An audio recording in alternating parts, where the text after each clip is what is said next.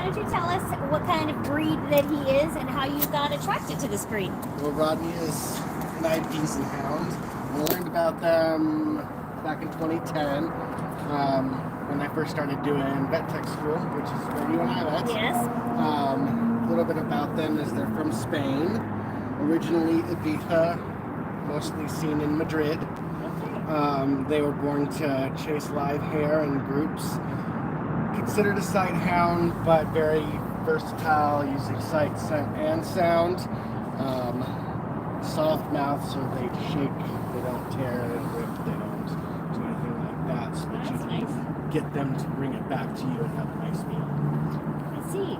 And tell us exactly what made you look at an IBs and hound and think, wow, that is the dog for me. Well, everybody says the ears at first because they're, always the most fun and they get your attention.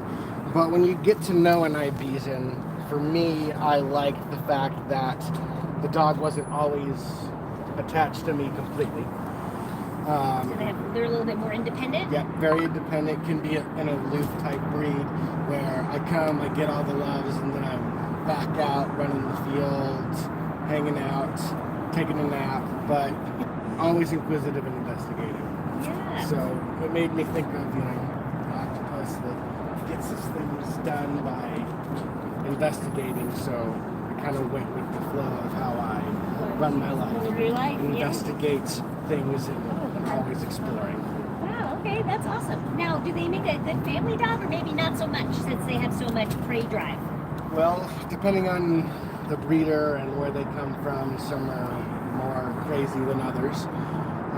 First dog, I wouldn't recommend necessarily unless you're a go-getter. They definitely like to check out windows and find the squirrels in the trees and chase the bunnies.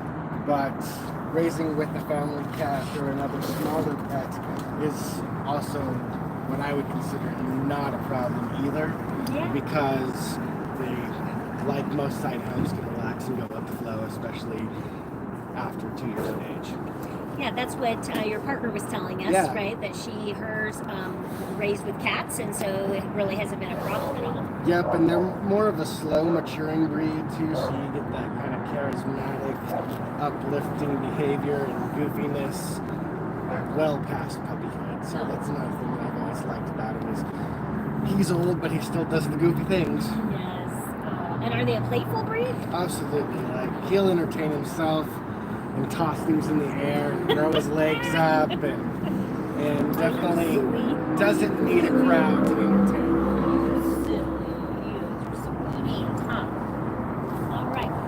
Let's see. Are they a pretty healthy dog, would you say? For the most part, yes. You get issues with allergies, as with any breed, or skin issues, but it's nothing too worried about, say, with a hairless breed, right? You're dealing with acne and stuff like that. And obviously a little easier to take care of than like a longer hair dog, absolutely. A husky or something. Speaking of that, this does come in a wire hair as well, where it's a little more coarse. It can be upwards of 3 or 4 inches long. And as far as an Ibisan hound is concerned, any white and red combination is acceptable. Not to be mistaken for the Pharaoh hound, which is solid red with very, very little to no white.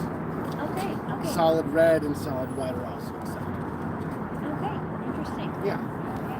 Well, he obviously seems like he is pretty happy in doing his job here. He's pretty relaxed with these people and other dogs and everything going by. Definitely here to hold down the fort and be the best boy ever, Honky Dog. Oh, look at him. Come here. Oh, yeah. That's a good doggy.